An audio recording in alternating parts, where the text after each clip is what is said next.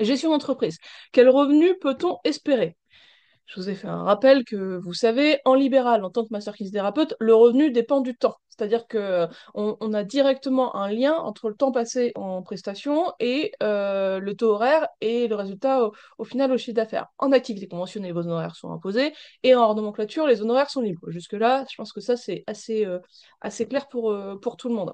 Donc, quand les revenus, en fait, je vais faire une réponse de Normande. Quels sont les revenus qu'on peut espérer? Ben, tout et rien. En fait, ça dépend vraiment de ce que vous allez mettre en place. C'est-à-dire que ça va dépendre de votre taux horaire. Déjà, si vous choisissez un taux horaire en nomenclature à 50 euros, c'est pas la même chose que votre taux horaire à 130 euros. Déjà, rien que ça, enfin, du simple au triple. Le choix du temps consacré. Parce qu'en fait, dans les kinés que je suis, je sais très bien qu'il y a des kinés qui vont vouloir faire juste un massage par semaine parce que c'est ce qui leur correspond, c'est ce qu'ils ont envie de faire.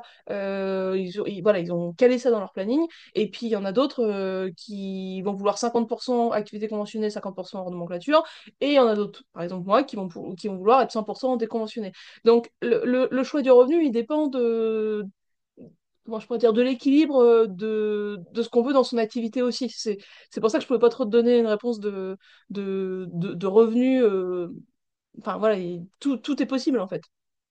Et moi je suis alors des kinés complètement déconventionnés, je connais que moi, mais par contre des kinés qui ont une part de hors nomenclature 50-50, voire 80-20, ça par contre j'en ai plusieurs dans les kinés que j'ai coach et c'est pas quelque chose de rare.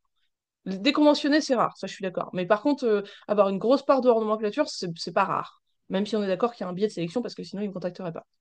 Et après, là, ça, j'ai fait cette slide-là, justement pour ouvrir un petit peu les possibilités, parce que on a toujours l'habitude, en tant que kiné, que ce soit en activité conventionnée ou en nomenclature, que notre salaire dépende de notre nombre d'heures, même si il y a le taux horaire derrière, mais c'est comme ça que ça se passe. Et il y a vraiment quelque chose qui est important, surtout dans les temps actuels où on sait bien qu'il y a un taux de burn-out chez les kinés qui est super important, c'est qu'il y a deux possibilités vraiment faciles pour le kiné de sortir de cette notion je donne mon temps, j'ai une somme d'argent. C'est déjà la première chose, c'est de sortir de la prestation individuelle. Ça paraît bête, mais des cours en groupe en fait, hein, donc cours en groupe au cabinet, n'importe quel kiné, s'il en a envie bien sûr, peut organiser un cours de gym suédoise ou de pilates s'il est formé, de yoga. Enfin, je veux dire, le fait de passer par le groupe, tout de suite vous changez votre dimensionnement. Et les prestations en entreprise, bon, on en a déjà parlé plusieurs fois, le taux horaire est plus important en entreprise, mais vous avez aussi en entreprise la possibilité de prendre des groupes qui soient plus importants. Il y a une entreprise qui était, j'en ai déjà parlé, qui nous avait fait intervenir sur un plateau téléphonique, et en fait, ils avaient acheté des super chaises, sauf qu'ils ne savaient pas les régler, en fait, aussi bêtement que ça. Donc, ils nous ont demandé de venir par session d'1 heure et demie. Donc, le plateau, il était organisé par cellule où il y avait 12 personnes plus le manager par cellule en fait.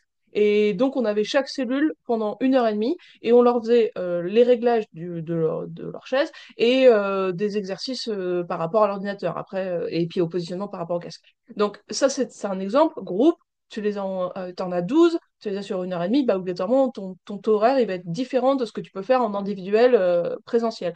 Et après, carrément, si on sort du présentiel, et ça, j'ai une autre kiné que je coach et qui est en train de le faire, mais il y en a d'autres qui l'ont fait. Ne pas oublier que vous pouvez passer aussi sur du numérique. Donc, dans le numérique, par exemple, je vais prendre l'exemple de cette collègue, elle est spécialisée sur le yoga femme enceinte. Et elle a eu la bonne idée de se filmer quand elle était elle-même enceinte, donc elle a accumulé en fait plein, plein, plein, plein, plein, plein de vidéos, et ensuite elle crée des cours. Et elle a fait un écosystème, parce que bien sûr, quand on met en place une plateforme numérique, il faut qu'il y ait des gens qui soient au courant qu'on a cette formation-là, il faut qu'on puisse les vendre, il y a d'autres choses à mettre en place. Mais par contre, une fois que vous avez mis en place le système, que vous le vendiez à une personne ou que vous le vendiez à 100, c'est pareil. Donc plus vous allez le vendre, plus votre taux horaire va augmenter par rapport au temps que vous y avez passé.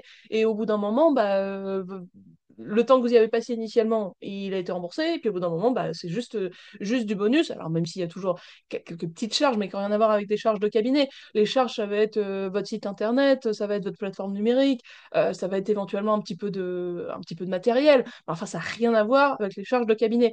Donc voilà, j'ai utilisé un peu la question de Colline pour rappeler ça, parce que j'ai peut-être pas assez insisté sur le fait que leur nomenclature, c'est pas obligatoirement que en individuel et que en présentiel.